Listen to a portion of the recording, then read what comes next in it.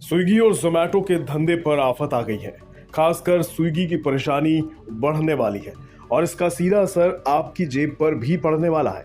दरअसल कई सौ ए लिस्टेड वाले रेस्टोरेंट्स यानी जिनका नाम लोगों के बीच काफी फेमस है, उन्होंने स्विगी का साथ छोड़ दिया है। आप कहेंगे त्योहारों का टाइम चल रहा है, लोग इन फूड डिलीवरी ऐप से भर भर कर ऑर्डर कर रहे हैं। ब्रांड बड़ा हो या फिर छोटा, काम सभी का अच्छा चल रहा है, फिर ऐसा कोई क्यों करेगा?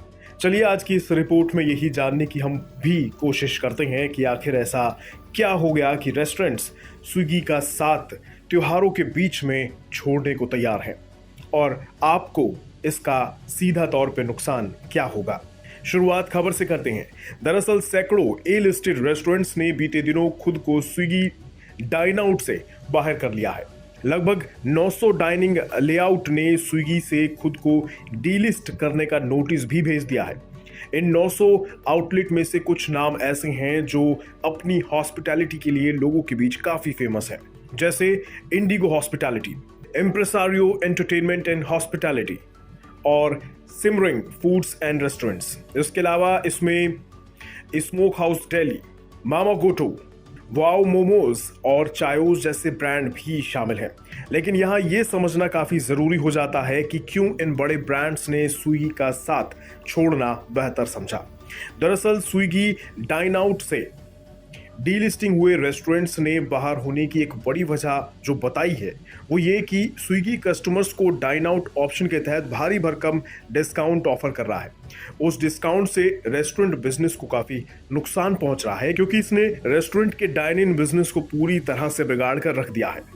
रेस्टोरेंट की शिकायत है कि जब कोई ग्राहक स्विगी डाइन आउट या फिर जोमैटो पे जैसे ऐप से बुकिंग करते हैं, तब ये प्लेटफॉर्म्स रेस्टोरेंट से भारी भरकम कमीशन लेते हैं। साथ ही कस्टमर्स को खाने और बेवरेजेस पर मोटा डिस्काउंट भी ऑफर करते हैं।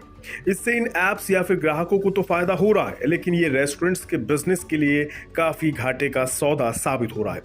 इस मुद्दे पर स्विगी की ओर से भी जवाब दिया गया है।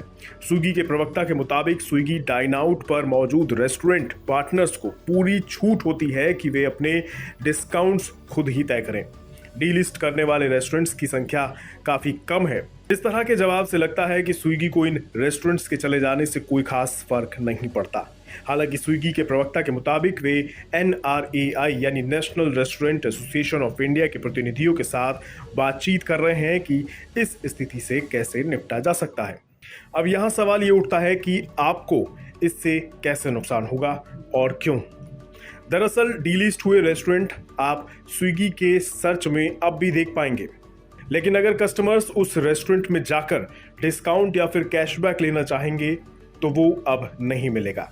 यानी अब आपको डीलिस्ट हुए रेस्टोरेंट में कुछ भी खाने के लिए ज्यादा पैसे खर्च करने होंगे, कोई ऑफर आपको नहीं मिल पाएगा।